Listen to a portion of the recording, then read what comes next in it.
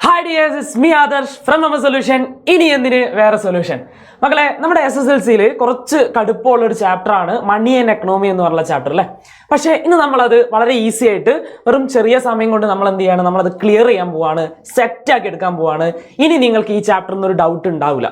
അപ്പോൾ നമ്മൾ ഇനി തുടങ്ങിയിട്ടില്ലാത്ത ആളുകൾ ഉണ്ടാവും, ചിലപ്പോൾ സ്റ്റാർട്ട് ചെയ്തിട്ടുള്ള ആളുകൾ ഉണ്ടാവും. അവർക്കെല്ലാം വേണ്ടിയിട്ട് നമ്മൾ ഈ ഒരു ചാപ്റ്ററിന്റെ ബേസിക് ആയിട്ടുള്ള എല്ലാ കാര്യങ്ങളും ഇന്നത്തെ ഈ വീഡിയോയിൽ നമ്മൾ ഡിസ്കസ് ചെയ്യുന്നതായിരിക്കും. നിങ്ങൾ അവസാനം വരെ കാണാൻ ശ്രമിക്കുക. അങ്ങനെയാണെങ്കിൽ ഈ ചാപ്റ്ററിനെ കുറിച്ചുള്ള കൃത്യമായുള്ള ധാരണ നിങ്ങൾക്ക് ഉണ്ടാവുന്നതാണ്. അപ്പൊ നിങ്ങൾ എന്ത് ചെയ്യുക, ആദ്യം ചെയ്യേണ്ട കാര്യം എന്ന് പറഞ്ഞാൽ ആദ്യം ഈ വീഡിയോ കണ്ടു തുടങ്ങിയിട്ടില്ല എല്ലാവരും ലൈക്ക് ചെയ്യുക, സബ്സ്ക്രൈബ് ചെയ്യുക, നേരെ നിങ്ങളുടെ ഫ്രണ്ട്സിന് ഷെയർ ചെയ്ത് കൊടുക്കുക, അവരും പഠിക്കട്ടെ അല്ലേ. അപ്പൊ നമ്മൾ നേരെ ചാപ്റ്ററിലേക്ക് പോവാണ്. നമ്മുടെ ചാപ്റ്ററിന്റെ പേരെന്ന് പറയുന്നത് മണി ആൻഡ് എക്കണോമി എന്ന് പറഞ്ഞ ചാപ്റ്റർ ആണല്ലേ, പണവും സമ്പത്ത് വ്യവസ്ഥയും. ഇത് എന്തുകൊണ്ടാണ് ഇത്ര കടുപ്പമാവാനുള്ള കാരണം എന്ന് വെച്ചാൽ നമ്മൾ പഠിക്കുന്നത് ഹിസ്റ്ററി, ജോഗ്രഫി, പൊളിറ്റിക്കൽ സയൻസ് എന്നൊക്കെ പറഞ്ഞുള്ള കുറെ ഫീൽഡുകൾ നമ്മൾ സോഷ്യൽ സയൻസിൽ പഠിക്കുന്നുണ്ട്. പക്ഷെ ഇത് എക്കണോമിക്സ് എന്ന് പറഞ്ഞിട്ടുള്ള സാമ്പത്തിക ശാസ്ത്രം എന്ന് പറഞ്ഞിട്ടുള്ള ഒരു ഭാഗത്ത് നിന്നാണ് ഈ ഒരു ഭാഗം വരുന്നത് അല്ലെ, ഈ ഒരു ചാപ്റ്റർ നമുക്ക് കാണാൻ പറ്റുന്നത്. അപ്പൊ ഇത് കുറെ കൂടി നിങ്ങൾക്ക് പരിചയമില്ലാത്തൊരു മേഖലയാണ്. അതായത് ഇതിലെ കുറെ ടേംസുകള്, കാര്യങ്ങൾ ഒന്നും തന്നെ നമുക്ക് എന്തില്ല, മുന്നേ നമുക്ക് പരിചയമില്ല. പക്ഷേ നമുക്കുള്ള ഒരു ഉപകാരം എന്താണെന്ന് വെച്ചാൽ എങ്ങനെ ഇത് ഈസി ആയിട്ട് നമുക്ക് പഠിക്കാം അല്ലെങ്കിൽ മനസ്സിലാക്കാന്ന് വെച്ചാൽ ഇതിലെ കുറെ കാര്യങ്ങൾ എന്ത് ചെയ്യുന്നുണ്ട്, നമ്മൾ ഡെയിലി ലൈഫിൽ ചെയ്യുന്ന കാര്യങ്ങളാണ്, നമ്മൾ ഡെയിലി ലൈഫിൽ വരുന്ന കാര്യങ്ങളാണ്. അതുകൊണ്ട് തന്നെ ആ കാര്യങ്ങൾ ഉപയോഗിച്ചുകൊണ്ട് നമുക്ക് ഈ ചാപ്റ്ററിനെ വളരെ ഈസി ആക്കി മാറ്റാം. അപ്പൊ നമ്മൾ ആദ്യം വായിക്കുന്ന ഒരു സമയത്ത് ഉറപ്പായിട്ടും ഈ ചാപ്റ്റർ നമ്മൾ ആദ്യം വായിക്കുന്ന ഒരു സമയത്ത് നമ്മളെ മുന്നിൽ ഉണ്ടാകുന്ന ഒരു ഡൗട്ട് എന്ന് പറയുന്നത്, അയ്യോ ഇതെന്താ ഒരു ബന്ധമില്ലാത്തൊരു സാധനമാണോ ഇത് അല്ലേ. ഒന്നാമത് സിലബസ് മാറി കിടക്കുകയാണ്, നമുക്കറിയാം, നമ്മളൊക്കെ അതിൽ ബുദ്ധിമുട്ടി കിടക്കുകയാണ് അല്ലേ. എൻ്റെ മക്കളെല്ലാം അതിൽ ബുദ്ധിമുട്ടി കിടക്കുകയാണെന്ന് നമുക്കറിയാം. പക്ഷേ അതേ സമയത്ത് തന്നെ നമ്മൾ ഈ ടെക്സ്റ്റ് ബുക്ക് വായിക്കുന്ന ഒരു സമയത്ത് ഈ ഒരു ചാപ്റ്റർ എന്ന സമയത്ത് അതുവരെയുള്ള എല്ലാ കാര്യങ്ങളും ഒന്ന് കട്ട് ചെയ്തിട്ട് മറ്റൊരു ലോകത്തേക്ക് പോയതുപോലെയാണ്. അപ്പൊ അങ്ങനെ വായിക്കുന്ന ഒരു സമയത്ത് നമ്മൾ കുറേ എക്കണോമിക്സിന്റെ കുറേ കാര്യങ്ങളാണ് കാണുന്നത്. പണം അല്ലേ, ബാങ്കിങ്ങിന്റെ ഫങ്ഷൻസ് എന്നൊക്കെ പറഞ്ഞിട്ട്, repo rate, reverse repo rate എന്നൊക്കെ പറഞ്ഞിട്ട് കുറേ ടേമുകൾ നമ്മൾ പഠിച്ചുകൊണ്ടിരിക്കുകയാണ്. അപ്പൊ അതൊന്നും നമ്മൾ മുൻപ് പഠിച്ചിട്ടില്ല, നമ്മൾ അതൊന്നും നോക്കിയിട്ടില്ല, നമുക്കൊന്നും അറിയുന്ന കാര്യമല്ല അല്ലേ. നമ്മളതൊന്നും ഇതുവരെ ഈ ഒരു മേഖലയിലേക്ക് നമ്മൾ എത്തി നോക്കിയിട്ടില്ല. പക്ഷേ നമ്മൾ അതൊക്കെ ഡെയിലി ലൈഫ് ചെയ്യുന്ന കാര്യമാണ്. ആരാടാ നമ്മൾ ബാങ്ക് പോകാത്ത ആളുകളുള്ളത് അല്ലേ. നമ്മളെല്ലാവരും ബാങ്കിൽ പോകുന്നുണ്ട്. നമ്മൾ അറ്റ്ലീസ്റ്റ് ഒരു ഗൂഗിൾ പേ എങ്കിലും ചെയ്യാത്ത ആരെങ്കിലും ഉണ്ടോ? ഇല്ല, നമ്മളെല്ലാവരും അത് ചെയ്യാറുണ്ട്. അപ്പോൾ അതൊക്കെ നമ്മൾ ചെയ്യാറുണ്ട്. അങ്ങനെ നമുക്ക് വേണമെങ്കിൽ എന്ത് ചെയ്യാം, ഈ ചാപ്റ്ററിനെ വളരെ ഈസി ആക്കി മാറ്റിയെടുക്കുക എന്നുള്ളതാണ്. അതാണ് ഇന്ന് ഞാനിവിടെ പറയാൻ പോകുന്നത്. അപ്പോൾ മാഷ് അടിപൊളിയായിട്ട് എന്ത് ചെയ്യാണ്, നിങ്ങൾക്ക് ഈ ചാപ്റ്റർ ഈസി ആയിട്ട് പറഞ്ഞു തരാൻ പോവാണ്. എൻ്റെ മക്കളെല്ലാവരും എന്ത് ചെയ്യുക, വളരെ ശ്രദ്ധിച്ചിരിക്കുക. നിങ്ങൾക്ക് ഇനി മനസ്സിലാത്ത ഭാഗങ്ങളൊക്കെ ഉണ്ടെങ്കിൽ ഒന്നുകൂടി എന്ത് റിവൈൻഡ് ചെയ്തൊന്ന് കണ്ടുവെക്കുക. നിങ്ങളുടെ മുന്നിലൊരു നോട്ട് പുസ്തകം എടുത്ത് വെച്ചുകൊണ്ട് നിങ്ങളത് എഴുതി വെക്കാനൊക്കെ റെഡിയായി നിൽക്കുക. ഒരു ചെറിയ ചെറിയ പോയിന്റ് ആക്കിയിട്ടാണ് ഞാൻ ചെയ്തിരിക്കുന്നത്. അതിൽ കുറെ ചിത്രങ്ങളൊക്കെ ഉണ്ട്. അപ്പൊ ആ ചിത്രങ്ങളൊക്കെ നിങ്ങൾ എന്ത് ചെയ്യുക, ഒന്ന് ശ്രദ്ധിച്ച് നോക്കുക. ആ ചിത്രങ്ങളിലൂടെയൊക്കെ നമുക്ക് എന്ത് ചെയ്യാൻ പറ്റും, നമുക്ക് ആ കോൺസെപ്റ്റുകൾ നമുക്ക് കൃത്യമായിട്ട് പറയാൻ പറ്റും. ഓക്കെ, അപ്പോൾ നമ്മൾ സ്റ്റാർട്ട് ചെയ്യാണ്. മണി ആൻഡ് എക്കണോമി, പണവും സമ്പത്ത് വ്യവസ്ഥയും അല്ലേ എന്ന് പറഞ്ഞ ചാപ്റ്റർ വളരെ ഈസി ആയിട്ട് നമ്മൾ എടുക്കാൻ പോവാണ്. അതിൽ ആദ്യത്തെ ഒരു ഭാഗം എന്ന് പറയുന്നത് വളരെ ഇമ്പോർട്ടൻ്റ് ആയിട്ടുള്ളതാണ്. വളരെ ഇമ്പോർട്ടൻ്റ് ആയിട്ടുള്ള ഒരു ഭാഗമാണ്, എക്സാമിന് ഉറപ്പായിട്ടും ചോദിക്കുന്ന ഒരു ഭാഗമാണ് നമ്മുടെ ജനറൽ ഫംഗ്ഷൻ ഓഫ് മണി എന്ന് പറഞ്ഞുള്ള ഭാഗം അല്ലെ, പണത്തിന്റെ ധർമ്മങ്ങൾ എന്ന് പറഞ്ഞുള്ള ഭാഗം. വളരെ ഇമ്പോർട്ടൻ്റ് ആയിട്ടുള്ള ഭാഗമാണ്, എക്സാമിന് ഉറപ്പായിട്ടും ചോദിക്കും. ഈ ഒരു ഭാഗത്ത് നിന്ന് എക്സാമിന് ചോദിക്കുന്ന ഒരു പ്രധാനപ്പെട്ട ഭാഗം എന്ന് പറയുന്നത് പണത്തിന്റെ ധർമ്മങ്ങളായിരിക്കും. അപ്പൊ അത് വളരെ ഈസി ആയിട്ട് നമുക്ക് പഠിക്കാൻ പറ്റും. കാരണം എന്താ, നമ്മൾ പണം യൂസ് ചെയ്യുന്ന ആളുകളാണ്. അപ്പൊ നമുക്കത് കാണുന്ന സമയത്ത് ഫംഗ്ഷൻസ് ഓഫ് മണി, എൻ്റെ അതെന്താണെന്നൊക്കെ ചോദ്യം ചിലപ്പോൾ നമുക്ക് ഉള്ളിലുണ്ടാവും. പക്ഷേ വളരെ ഈസി ആയിട്ട് നമുക്ക് മനസ്സിലാക്കാൻ പറ്റും. നമ്മൾ എന്തൊക്കെയാണ് പണം കൊണ്ട് ചെയ്യുന്നത്, നമ്മൾ എന്തൊക്കെയാണ് ചെയ്യുന്നത്. നമ്മളെ കയ്യിൽ ഒരു പൈസ കിട്ടിയെന്ന് വിചാരിക്കുക, എൻ്റെ കയ്യിൽ ഒരു 100 രൂപ കിട്ടി. ഞാൻ എന്താ 100 രൂപ കൊണ്ട് ചെയ്യുക, ഞാൻ ആ 100 രൂപ എന്തിനു വേണ്ടിയിട്ടാണ് ഉപയോഗിക്കുന്നത്, എന്തിനാണ് ഈ പൈസ, ഇങ്ങനത്തെ കുറേ ചോദ്യങ്ങൾ നമ്മളോട് തന്നെ ചോദിച്ചാൽ നമ്മൾക്ക് ഇതിന്റെ ആൻസർ കിട്ടും അല്ലെ. ഇതാണ് സംഭവം. ആദ്യം നമുക്ക് നോക്കാം, മീഡിയം ഓഫ് എക്സ്ചേഞ്ച് എന്ന് പറയുന്നത് അല്ലെ, വിനിമയ ഉപാധി. ശരിയല്ലേ. എനിക്കിപ്പോ ഒരു സാധനം വേണമെന്ന് വിചാരിക്കുക, എനിക്കിപ്പോ ഒരു മന്തി വാങ്ങണം അല്ലെ, എനിക്ക് കഴിക്കാൻ മന്തി വേണം. ഞാൻ ഹോട്ടലിൽ പോയി മന്തി കഴിച്ചു കഴിഞ്ഞാൽ ഞാൻ എന്ത് കൊടുക്കേണ്ടി വരും, ഞാൻ പൈസ കൊടുക്കേണ്ടി വരും. അതേ ഞാൻ നേരെ ഏതെങ്കിലും മറ്റൊരു ഷോപ്പിൽ പോയിട്ട് കുറച്ച് എന്ത് ചെയ്യാണ്, ഞാനൊരു ജ്യൂസ് കുടിക്കുകയാണ്. ആ ജ്യൂസ് കുടിക്കുന്ന സമയത്തും ഞാൻ എന്ത് കൊടുക്കേണ്ടി വരും, പണം കൊടുക്കേണ്ടി വരും. ഇനി എൻ്റെ വണ്ടി എനിക്ക് നന്നാക്കണം, എൻ്റെ ബൈക്ക് എനിക്ക് എന്ത് ചെയ്യണം, എനിക്ക് മെക്കാനിക്കിൻ്റെ അടുത്ത് പോയിട്ട് അത് നന്നാക്കണം, അത് റിപ്പയർ ചെയ്യണം. അവർക്കും ഞാൻ എന്തായാലും കൊടുക്കുന്നുണ്ടാവുക, ഞാൻ പണം തന്നെ കൊടുക്കുന്നുണ്ടാവുക. ഇനി വീട്ടിലേക്ക് ഞാൻ അരി വാങ്ങുകയാണ്, അവിടെ ഞാൻ എന്താ കൊടുക്കുന്നുണ്ടാവുക, ഞാൻ പണമാണ് കൊടുക്കുന്നുണ്ടാവുക. ഇനി നിങ്ങൾ ഈ പ്രദേശത്ത് എന്ത് വേണമെങ്കിലും വാങ്ങിക്കോളൂ, അതിന് നിങ്ങൾ എന്താണ് കൊടുക്കുക? നിങ്ങൾ പണമാണ് കൊടുക്കുക. അതിന്റെ ബാക്കിയായിട്ട് അവർ തരുന്നത് എന്ത് തന്നെയായിരിക്കും? പണം തന്നെയായിരിക്കും തരുന്നുണ്ടാവുക. ഇനി ഇതൊന്നുമല്ല, ഞാൻ പോയിട്ട് ക്ലാസ് എടുക്കുകയാണ്, ഞാൻ എന്ത് ചെയ്യാണ്, ഒരു ട്യൂഷൻ ക്ലാസ്സിലൊക്കെ പോയിട്ട് അല്ലെങ്കിൽ ഞാൻ ഇവിടെ പ്ലാറ്റ്ഫോമിൽ ഞാൻ എന്ത് ചെയ്യുക, ക്ലാസ് എടുക്കുകയാണ്. അങ്ങനെ ക്ലാസ് എടുക്കുന്ന സമയത്ത് എനിക്ക് എന്ത് കിട്ടും? എനിക്കൊരു ശമ്പളം കിട്ടും അല്ലേ? ഇനി നിങ്ങൾ എന്തെങ്കിലും കച്ചവടം നടത്തുകയാണ്, നിങ്ങൾ എന്തെങ്കിലും ജോലി ചെയ്യുകയാണെന്ന് വിചാരിച്ചോ.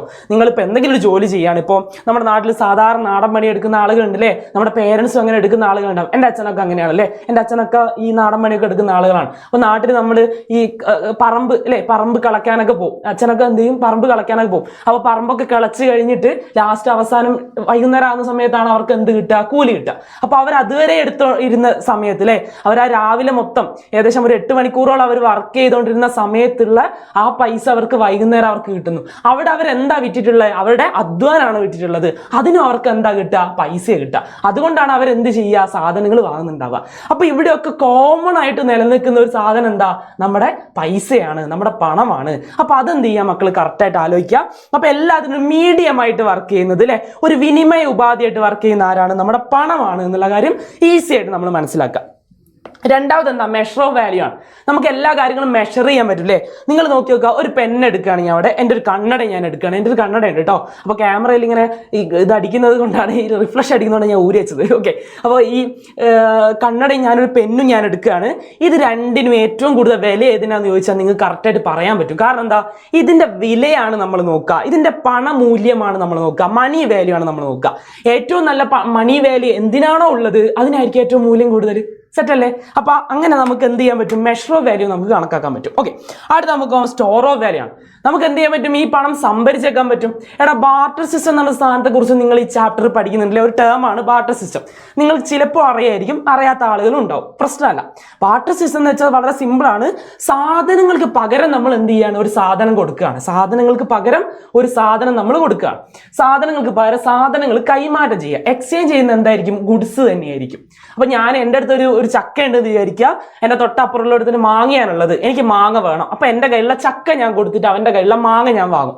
ഇതാണ് എന്ത്? ബാർട്ടർ സിസ്റ്റം എന്ന് പറയുന്നത്. പക്ഷെ ഇവിടെ കോയിൻസിഡൻസ് എന്ന് പറയുന്ന സാധനം വർക്ക് ചെയ്യണം. കാരണം അവനും എന്ത് വേണ്ടി വേണം? ഈ ചക്ക വേണ്ടി വരണം, അല്ലെങ്കിൽ ഇത് നടക്കൂല അല്ലേ? അവന് ചക്ക വേണ്ടെങ്കിലോ ഞാനിനി ചക്ക വേണ്ട ആളുടെ ഞാൻ പോകേണ്ടി വരും. അതാണ് അതിൻ്റെ ഒരു പ്രശ്നം.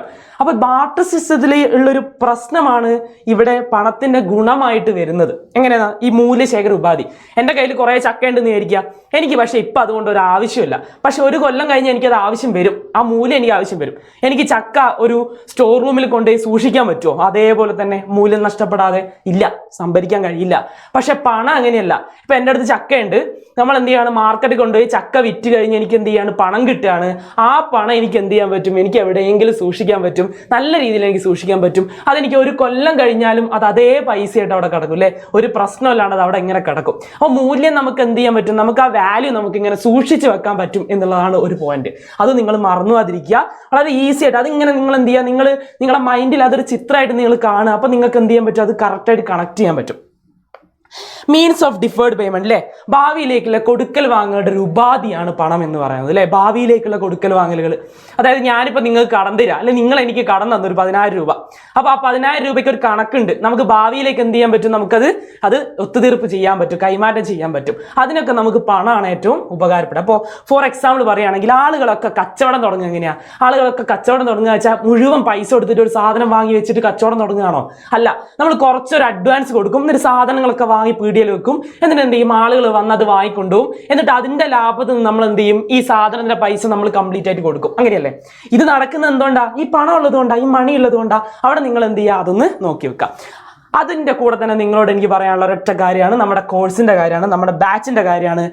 RMS ബാച്ച് പറയാലോ? RMS ബാച്ച്, MS-ന്റെ RMS ബാച്ച് അല്ലേ? നമുക്ക് റൈസ് വിത്ത് MS ആണ് അല്ലേ? നമുക്ക് എന്ത് ചെയ്യാം? നമുക്ക് കൃത്യമായിട്ട് നമ്മളെ മക്കൾ ഒരുമിച്ച് നമുക്ക് എന്ത് ചെയ്യാൻ പറ്റും? നമുക്ക് മുന്നോട്ട് പോകാൻ പറ്റും. നിങ്ങൾക്കറിയാം നമ്മളെ സിലബസുകൾ മാറിയിരിക്കുകയാണ്, എക്സാമിന്റെ ടൈം ടേബിൾ എങ്ങനെയൊക്കെയോ ആണ് വരുന്നത് അല്ലേ? നമുക്കറിയാം ഓണത്തിന് നമ്മൾ എന്താണോ അനുഭവിച്ചത് അതേ സാധനമാണ് നമ്മൾ എവിടെ അനുഭവിക്കാൻ പോകുന്നത്? നമ്മൾ ക്രിസ്മസ് എക്സാമിന് അനുഭവിക്കാൻ പോകുന്നത്. അവിടുത്തെ ടൈം ടേബിൾ ഒക്കെ നമുക്ക് കിട്ടിയപ്പോൾ നമ്മൾ ആദ്യം മക്കളെ കൊണ്ട് വ്യാകുലപ്പെട്ടത് അത് തന്നെയാണ്. അതായത് മക്കൾക്ക് ഇങ്ങനൊരു പ്രശ്നം വരുമല്ലോ എന്നുള്ളത് നമുക്ക് ആദ്യമേ തോന്നിയിട്ടുള്ള കാര്യമാണ്. അന്നാണ് MS ഒക്കെ മുന്നോട്ട് വന്ന് കാര്യങ്ങളൊക്കെ പറഞ്ഞിട്ടുണ്ടായിരുന്നു. അതൊക്കെ നിങ്ങൾ അറിയുന്ന കാര്യമാണ്. അപ്പോൾ നമുക്കറിയാം എക്സാം എന്ന് പറയുന്നത്, എക്സാമിന്റെ ടൈം ടേബിൾ എന്ന് പറയുന്നതൊക്കെ പ്രശ്നമായിക്കൊണ്ടിരിക്കുന്ന ഒരു സമയമാണ്. പക്ഷേ നമ്മൾ തോറ്റു കൊടുക്കുമോ? ഇല്ല, നമ്മൾ തോറ്റു കൊടുക്കില്ല. അതൊക്കെ മുന്നിൽ കണ്ടുകൊണ്ടാണ് വെറും 500 രൂപയ്ക്ക് നമ്മൾ എന്ത് ചെയ്യുന്നത്, ഈ ബാച്ച് പ്രൊവൈഡ് ചെയ്യുന്നത്. ക്രിസ്മസ് എക്സാമിന്റെ സ്പെഷ്യൽ ഓഫറായിട്ട് വെറും 500 രൂപയ്ക്ക് നമ്മൾ ഈ ബാച്ച് പ്രൊവൈഡ് ചെയ്യാണ്. എല്ലാ സൗകര്യങ്ങളും നിങ്ങൾക്ക് അതിൽ കിട്ടും.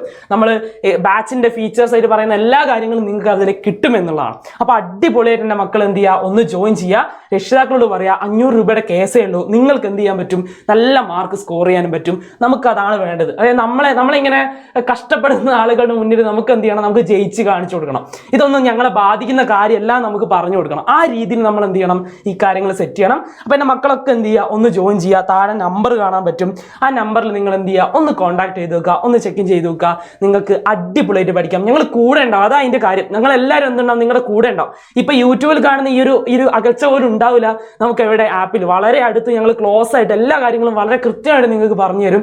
എല്ലാ നിങ്ങളുടെ സംശയങ്ങളും കാര്യങ്ങളൊക്കെ നമ്മൾ തീർത്തു തരും. ആ രീതിയിലാണ് നമ്മൾ എന്ത് ചെയ്യാൻ പോകുന്നത്, പഠിപ്പിക്കാൻ പോകുന്നത് കേട്ടോ. അപ്പൊ അടിപൊളിയായിട്ട് എന്ത് ചെയ്യുക, ചെക്ക് ഇൻ ചെയ്യുക. ബാക്കി കാര്യങ്ങളിലേക്ക് അടുത്ത് നമ്മൾ പറയാൻ പോകുന്നത് പണത്തിന്റെ ഒരു പ്രത്യേകതയാണ്. പണം ഒരു സ്ഥലത്ത് ഇങ്ങനെ നിൽക്കില്ല. പണം ഇങ്ങനെ ചലിച്ചുകൊണ്ടിരിക്കണം അല്ലെ, പണം ഇങ്ങനെ മൂവ് ചെയ്തുകൊണ്ടിരിക്കണം. അങ്ങനെ പണം മൂവ് ചെയ്യുന്നതിനെയാണ് നമ്മൾ എന്ത് പറയുന്നത്, ഇതാ ഈ concept of velocity of circulation of money എന്ന് നമ്മൾ പറയുന്നത്. ഒരു കോൺസെപ്റ്റ് ആണ് velocity of circulation of money എന്നാ പറയാം. ഒരു പ്രത്യേകതരം കോൺസെപ്റ്റ് ആണ്. മണിയുടെ ഒരു രീതിയാണത്. എല്ലാം നമ്മുടെ കയ്യിലുള്ള പൈസ, നിങ്ങളുടെ ജന്മന ഉള്ള പൈസയാണോ നിങ്ങളുടെ കയ്യിലുള്ള പൈസ? അല്ല.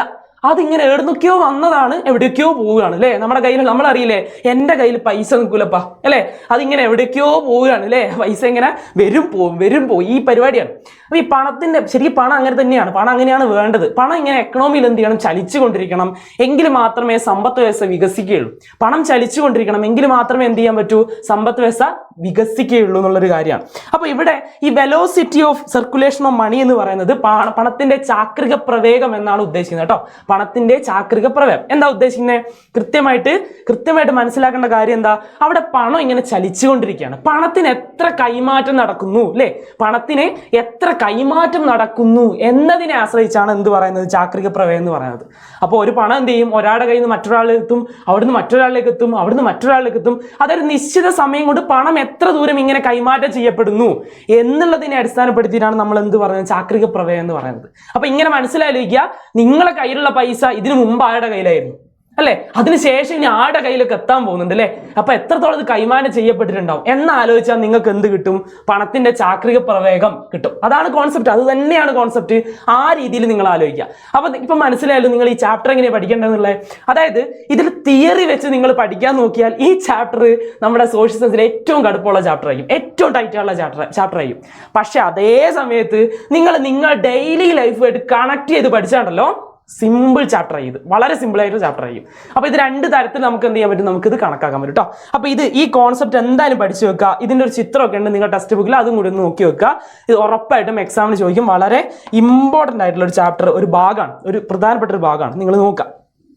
ഓക്കെ, അടുത്താണ് ഏറ്റവും ഇമ്പോർട്ടൻ്റ് ആയിട്ട് ഭാഗം, മണി ആൻഡ് സെൻട്രൽ ബാങ്ക്. ഇത് കുറേ കുട്ടികൾക്ക് എന്താ പ്രശ്നം എന്ന് വെച്ചാൽ ഇതിന്റെ ഈ 5-6 ഫംഗ്ഷൻസ് ഉണ്ട്.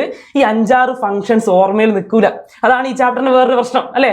ഈ 5-6 ഫംഗ്ഷൻസ് എന്ത് ചെയ്യില്ല, നിങ്ങളുടെ മൈൻഡിലേക്ക് നിൽക്കുകയില്ല. അയ്യോ ഇത് ഒന്നും ഓർമ്മ കിട്ടുന്നില്ലല്ലോ എന്നുള്ളൊരു ചിന്തയെ വരാം. നമുക്കതിന്ന് സെറ്റാക്കി എടുക്കാം. ഞാൻ അതിനൊരു മാർഗം കൊണ്ടാണ് വന്നിരിക്കുന്നത്.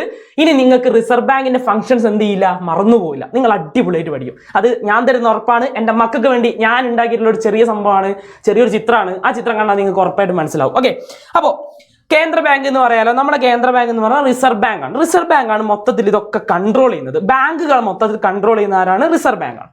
നമ്മളെ പണം അച്ചടിക്കുന്ന ഒക്കെ ആരാണ്, നമ്മുടെ റിസർവ് ബാങ്ക് ആണ്. റിസർവ് ബാങ്ക് എന്ന് പറയുന്ന ഒരു ഉന്നതമായിട്ടുള്ള ഒരു ബോഡിയാണ് അല്ലെ, ഏറ്റവും ഹൈയിൽ നിൽക്കുന്ന ഒരു ബോഡി ആയിട്ട് നമുക്ക് ഇതിനെ കാണാൻ പറ്റും. നമുക്ക് ഈ റിസർവ് ബാങ്കിനെ കാണാൻ പറ്റും. അതായത് കേന്ദ്ര ബാങ്കാണ്, സെൻട്രൽ ബാങ്കാണ്. എല്ലാ രാജ്യങ്ങൾക്കും എന്തുണ്ട്, ഈ സെൻട്രൽ ബാങ്കുകളുണ്ട്. ഇവിടെ നമുക്ക് പക്ഷെ പഠിക്കേണ്ട ഒരു കാര്യം എന്ന് വെച്ചാൽ ഈ സെൻട്രൽ ബാങ്കിന്റെ ഫംഗ്ഷൻസ് എന്തൊക്കെയാണെന്നുള്ളതാണ് അല്ലെ. എന്തൊക്കെയാണ് ഈ സെൻട്രൽ ബാങ്കിന്റെ ഫംഗ്ഷൻസ് എന്നുള്ളതാണ് നമ്മൾ പഠിക്കാൻ പോകുന്നത്. എന്തൊക്കെയാണ്, നമുക്ക് ആദ്യം എന്തൊക്കെയാണെന്നൊന്ന് പറഞ്ഞു പോവാം, എന്നിട്ട് നമുക്ക് ആ ട്രിക്കിലേക്ക് വരാം, ആ ടിപ്സിലേക്ക് വരാം. ഓക്കെ, അപ്പൊ നിങ്ങൾ സെറ്റ് അല്ലേ, നിങ്ങൾ റെഡി ആയിട്ട് ഇരിക്കുക. നോക്കിക്കോ, പ്രിന്റിങ് ആൻഡ് ഇഷ്യൂയിങ് കറൻസി. നമുക്ക് എന്ത് ചെയ്യാൻ പറ്റണം, നമുക്ക് അവിടെ പ്രിന്റ് ചെയ്യും, അതായത് കറൻസി പ്രിന്റ് ചെയ്യുന്നതും ഇഷ്യൂ ചെയ്യുന്നതൊക്കെ ആരാണ് അല്ലെ? കറൻസി അച്ചടിക്കുകയും അതുപോലെ തന്നെ വിതരണം ചെയ്യുകയൊക്കെ ചെയ്യുന്നത് റിസർവ് ബാങ്ക് ആണ്. ആദ്യം ഈ പോയിന്റ് ഒക്കെ മക്കളൊന്ന് കേട്ട് വെക്കുക. എനിക്കറിയാം നിങ്ങൾക്ക് ഇത് കേൾക്കുന്ന സമയത്ത് അയ്യോ എന്ന് പറഞ്ഞ് കുറച്ച് 2 പോയിന്റ് കഴിയുമ്പോഴത്തേക്ക് തലപെരുക്കും. അപ്പോൾ അത് നിങ്ങൾ എന്ത് ചെയ്യുക, ഒന്നവിടെ ക്ഷമിച്ചിരിക്കുക. അത് കഴിഞ്ഞ് നമ്മളൊരു കാര്യത്തിലേക്ക് വരും, അതിലൂടെ നിങ്ങൾക്ക് എന്ത് ചെയ്യും, സെറ്റ് ആവും. ഓക്കെ, രണ്ടാമത്തെ പോയിന്റ് എന്താ? Controls supply of money and credit അല്ലെ? പണത്തിന്റെ വായ്പയുടെയും വിതരണവും നിയന്ത്രിക്കുക. പണത്തിന്റെ വായ്പയും വിതരണമൊക്കെ നിയന്ത്രിക്കുക. അതാരാ ചെയ്യുന്നത്? റിസർവ് ബാങ്കാ ചെയ്യുന്നത്. അതെന്താന്ന് പറഞ്ഞുതരാം. അവിടെയാണ് നമ്മുടെ പണപ്പെരുപ്പുള്ള സമയത്ത് എന്ത് ചെയ്യും, പണം നിയന്ത്രിക്കും അല്ലെ? പണച്ചുരുക്കവും പണപ്പെരുപ്പവും ഉള്ള സമയത്ത് റിസർവ് ബാങ്ക് ആണ് എന്ത് ചെയ്യുക, ഈ പണത്തിനെ നിയന്ത്രിക്കുക. അല്ലെങ്കിൽ എന്ത് ചെയ്യും, സമ്പത്ത് വ്യവസ്ഥ ആകെ തകർന്നു പോകും. അതുപോലെ തന്നെ അതിനുവേണ്ടി യൂസ് ചെയ്യുന്നതാണ് റെപ്പോ നിരക്ക്, അതുപോലെ തന്നെ കരുതൽ ധനാനുപാതം അല്ലെ? നമ്മൾ പഠിച്ചിട്ടുണ്ട്. ക്രെഡിറ്റ് കൺട്രോൾ മെഷേഴ്സ്, ഇതൊക്കെ അവിടെ യൂസ് ചെയ്യുന്ന ഒരു സാധനം. ഈ ടേമൊക്കെ ഒന്ന് പഠിച്ചു വെക്കുക കേട്ടോ. എന്താണെന്നുള്ള ഞാൻ പറഞ്ഞുതരാം. ഈ റെപ്പോ നിരക്ക് എന്ന് വെച്ചാൽ 2 തരത്തിലുണ്ട്. റെപ്പോ നിരക്കുണ്ട്, റിവേഴ്സ് റെപ്പോ നിരക്കുണ്ട്. റെപ്പോ നിരക്ക് എന്ന് വെച്ചാൽ റിസർവ് ബാങ്കിൽ നിന്ന് ഒരു വാണിജ്യ ബാങ്ക്, ഒരു കൊമേഴ്ഷ്യൽ ബാങ്ക് കട എടുക്കുന്ന സമയത്ത് റിസർവ് ബാങ്ക് അതിലേക്ക് ചുമത്തുന്ന ഈ പലിശയാണ് നമ്മൾ എന്ത് പറയാ, റെപ്പോ നിരക്ക് എന്ന് പറയാം. ഇനി അതല്ല, ഒരു വാണിജ്യ ബാങ്ക് എന്ത് ചെയ്യാണ്, തിരിച്ച് റിസർവ് ബാങ്കിൽ കുറച്ച് പൈസ നിക്ഷേപിക്കുകയാണ്. അപ്പൊ റിസർവ് ബാങ്ക് ആ പൈസക്ക് ഒരു പലിശ കൊടുക്കേണ്ടി വരുമല്ലോ, ഒരു ഇൻട്രസ്റ്റ് കൊടുക്കേണ്ടി വരുമല്ലോ. അപ്പൊ അതിന് പറയുന്ന പേരാണ് റിവേഴ്സ് റിപ്പോ നിരക്ക്. സംഭവം സെറ്റ് അല്ലേ? ഇതാണ് പഠിക്കാനുള്ളൂ. ഓക്കെ, ഇനി ബാങ്കേഴ്സിന്റെ ബാങ്കാണ്. അത് എല്ലാ ബാങ്കുകളും കൺട്രോൾ ചെയ്യുന്ന ആരാണ്? അവർ തമ്മിലുള്ള കമ്മ്യൂണിക്കേഷൻ കാര്യങ്ങളൊക്കെ നടത്തുന്ന ആരാണ്? ഈ റിസർവ് ബാങ്കാണ്. Custodian of foreign exchange reserve, അതായത് വിദേശ നാണയ കരുതൽ ശേഖരത്തിന്റെ സംരക്ഷണമാണ്. വിദേശ നാണയം, ഗോൾഡ്, അതുപോലെ തന്നെ ഡോളേഴ്സ്, അതിന്റെ ഒക്കെ ഒരു സംരക്ഷകൻ ആരാണ് സത്യത്തിൽ? ഈ നമ്മുടെ റിസർവ് ബാങ്ക് ആണ്. പിന്നെ ഗവൺമെന്റിന്റെ ബാങ്ക് ആയിട്ട് പ്രവർത്തിക്കുന്നു. ഗവൺമെന്റ് ആയിട്ട് എന്തുണ്ട്? ഗവൺമെന്റിന്റെ കാര്യങ്ങൾ, അക്കൗണ്ടുകൾ, ഗവൺമെന്റിനുമായിട്ട് നിർദ്ദേശങ്ങൾ, ഉപദേശങ്ങൾ എല്ലാം നൽകുന്ന ആരാണ്? നമ്മുടെ ഈ റിസർവ് ബാങ്ക് ആണ്. പബ്ലിക്കേഷൻ ഓഫ് റിപ്പോർട്ട്സ്, അതായത് എക്കണോമിക് റിപ്പോർട്ട് പോലത്തെ കാര്യങ്ങളൊക്കെ, സാമ്പത്തികപരമായിട്ടുള്ള ചില റിപ്പോർട്ടുകളും കാര്യങ്ങളൊക്കെ പബ്ലിഷ് ചെയ്യുന്ന ആരാണ്? നമ്മുടെ ഈ പ്രധാനപ്പെട്ട റിസർവ് ബാങ്ക് ആണ് കേട്ടോ. സെൻട്രൽ ബാങ്ക് ആണെന്നുള്ള കാര്യം മനസ്സിലാക്കുക. ഓക്കെ, ഇത്രയും പോയിന്റുകളാണുള്ളത്. നമുക്കറിയാം ഏകദേശം 4-6 പോയിന്റുകൾ നമുക്കിവിടെ പഠിക്കാനുണ്ട്. 6 മാർക്കിന്റെ ക്വസ്റ്റ്യൻ ആണ് കേട്ടോ. 6 മാർക്കിന്റെ ചോദ്യമാണ്, essay ക്വസ്റ്റ്യൻ ഒക്കെ വരുന്നൊരു ചോദ്യമാണ്. ഈ 6 പോയിന്റുകൾ കൃത്യമായി പഠിച്ചു കഴിഞ്ഞാൽ നിങ്ങൾക്ക് 6 മാർക്ക് അവിടെ കിട്ടാൻ പോകുന്നത് അല്ലെ? അല്ലെങ്കിൽ 5 മാർക്കിനുള്ള ഒരു ചോദ്യമായിട്ട് ഇത് ചോദിക്കും. 5 മാർക്ക് നിങ്ങൾക്ക് എളുപ്പത്തിൽ നിങ്ങൾക്ക് എന്ത് ചെയ്യാൻ പറ്റും, കിട്ടും. അതെങ്ങനെയാ പഠിക്കേണ്ടത് വെച്ചാൽ അതാ നിങ്ങൾ നോക്കുക. ഒരു ചെക്കനെ കാണുന്നില്ലേ, നമ്മളെ പോലെ ഒരു സാധു ചെക്കനെ കാണുന്നുണ്ട്. ആ ചെക്കൻ ചെയ്യുന്ന കുറച്ച് കാര്യങ്ങൾ നിങ്ങൾ മൈൻഡിലേക്ക് കൊണ്ടുവന്നാൽ മതി. ഇവിടെ കണ്ടല്ലോ, അതാ അച്ചടിക്കുന്നുണ്ട്, കുറച്ച് സാധനം എന്ത് ചെയ്യുന്നുണ്ട്, അവൻ പണം ഇങ്ങനെ അച്ചടിക്കുന്ന കാണുന്നുണ്ട് അല്ലെ? പ്രിന്റ് ചെയ്യുന്നുണ്ട്, നിങ്ങൾ കാണുന്നുണ്ടല്ലോ. ഒന്നാമത്തെ ചിത്രം റെഡി ആണല്ലോ. രണ്ടാമത്തെ ചിത്രം നോക്ക്, അവൻ എന്തൊക്കെയോ കുറെ സാധനങ്ങൾ പിടിച്ചിങ്ങനെ, യന്ത്രങ്ങൾ പിടിച്ചിങ്ങനെ തിരിക്കുന്നുണ്ട് അല്ലെ? അതായത് അവിടെ മണി ഫ്ലോയിന്റെ ഒരു പൈപ്പ് കാണുന്നുണ്ട്. എന്താ സംഭവം? അവിടെ മണി നിയന്ത്രിക്കുകയാണ് അല്ലെ? മണിയുടെ ഫ്ലോയിനെ, മണിയുടെ ഒഴുക്കിനെ, പൈസയുടെ ഒഴുക്കിനെ അവൻ എന്ത് ചെയ്യാണ്? അവൻ ഇങ്ങനെ നിയന്ത്രിക്കുകയാണ്. അത് നിങ്ങൾ കണ്ടല്ലോ. സംഭവം സെറ്റ് അല്ലേ? അടുത്തെന്താ? ഓരോ ചിത്രമായിട്ട് ഇങ്ങനെ ആലോചിച്ച് വെക്കുക കേട്ടോ. ഇവിടെ അച്ചടിക്കുന്ന ഒരു ചിത്രം നിങ്ങൾ ആലോചിച്ച് വെക്കുക. രണ്ടാമതായിട്ട് എന്താണ്? അവൻ ഇങ്ങനെ കുറെ മിഷ്യൻ വെച്ചിട്ട് ഇതിങ്ങനെ നിയന്ത്രിക്കുന്നത് ഇങ്ങനെ ആലോചിക്കുക. മണിയുടെ ഫ്ലോ നിയന്ത്രിക്കുന്നതായിട്ട് ആലോചിക്കുക. മൂന്നാമതായിട്ട് എല്ലാ ബാങ്കിന്റെയും ചുറ്റും അവൻ ഇങ്ങനെ ഇരിക്കുകയാണ്. ബാങ്കേഴ്സിന്റെ ബാങ്കാണ് അവൻ അല്ലെ? അതായത് റിസർവ് ബാങ്ക് ആണ് ഇവൻ. അപ്പൊ റിസർവ് ബാങ്ക് എന്താണ്? ഈ ബാങ്കേഴ്സിന്റെ ഒക്കെ ബാങ്കാണ്. അപ്പൊ അവനാണ് എല്ലാം നോക്കി നടത്തുന്നത്. അവിടെയുള്ള എല്ലാ ബാങ്കുകളെയും നോക്കുന്ന ആരാണ്? ആ റിസർവ് ബാങ്ക് ആണ്, അല്ലെങ്കിൽ ഈ ചെക്കനാണ് അല്ലെ? അത് നോക്കി വെക്കുക. ഇനി എന്താ? Custodian foreign exchange. അതിൽ നിങ്ങൾക്ക് ഡോളറും അല്ലെ, ഒരു വേൾഡ് കാണാം, ഡോളർ കാണാം, യൂറോ കാണാം, എല്ലാ സാധനങ്ങളും അതിൻ്റെ ഉള്ളിൽ കാണാം. അതായത് ഇതെല്ലാം ശേഖരിച്ച് വെക്കുന്നത്, അതിങ്ങനെ സൂക്ഷിച്ച് വെക്കുന്ന ആരാണ്? ഇതാ ഇവനാണ് അല്ലെ? അതിങ്ങനെ സൂക്ഷിച്ച് വെക്കുന്നത് ആരാണ്? ഇപ്പൊ നാല് പിക്ചർ നിങ്ങൾക്ക് ഒരു പ്രശ്നമില്ലാണ്ട് ഓർമ്മ ഉണ്ടാവും അല്ലെ? ആദ്യത്തെ എന്താണ്? അച്ചടിക്കുന്നത് നിങ്ങൾക്ക് ഓർമ്മ ഉണ്ടാവും, ചിത്രം.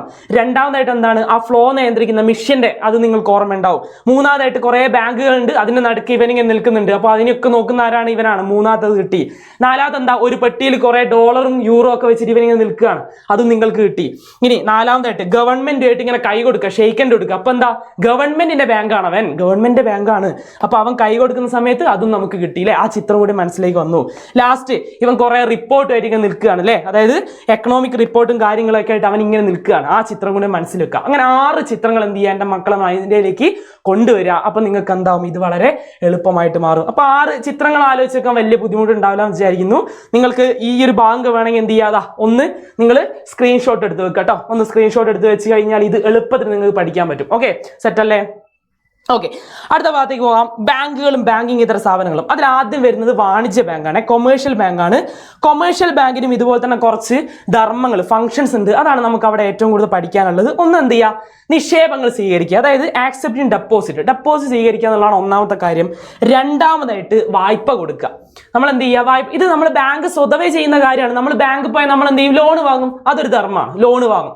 നമുക്ക് അവിടെ എന്ത് ചെയ്യാം, സേവിങ്സ് തുടങ്ങും, അതൊരു ധർമ്മമാണ്. കിട്ടിയല്ലോ, നമ്മളൊരു സേവിങ്സ് തുടങ്ങുന്നു, ധർമ്മമാണ്. നമ്മൾ അവിടെ നിന്ന് ലോൺ എടുക്കുന്നു, ഒരു ധർമ്മമാണ്, ഒരു ഫംഗ്ഷനാണ്.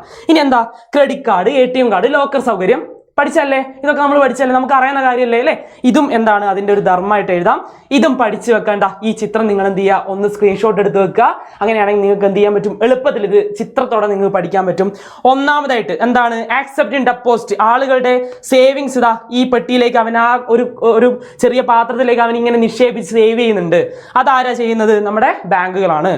രണ്ടാമതായിട്ട് നോക്കുക, ലോൺ കൊടുക്കുന്നുണ്ട് അല്ലേ. ഇവൻ എന്ത് ചെയ്യുന്നതാണ്, ഒരാൾക്ക് ലോൺ കൊടുക്കുന്നതാണ്. എന്തൊക്കെ സൗകര്യത്തിന് ലോൺ കൊടുക്കാം, വീട് ഉണ്ടാക്കാൻ കൊടുക്കാം, കാറ് വാങ്ങാൻ കൊടുക്കാം, ബാങ്ക് അല്ലെ, ബിസിനസ് നടത്താൻ വേണ്ടി കൊടുക്കാം, അതിനൊക്കെ വേണ്ടിയിട്ട് എന്ത് കൊടുക്കാം, ലോൺ കൊടുക്കാം.